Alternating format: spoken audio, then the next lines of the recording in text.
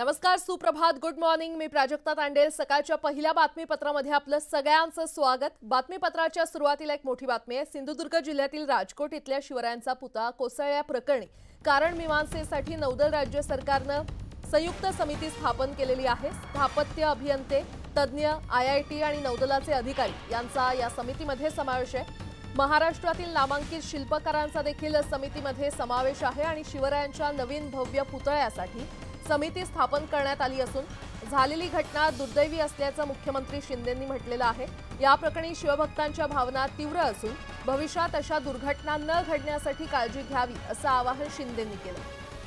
तर शिवरायांचा नवा पुतळा त्यांच्या लौकिकाला साजेसा हवा, यासाठी निधी कमी पडू दिला जाणार नाही असं मुख्यमंत्र्यांनी सांगितलंय।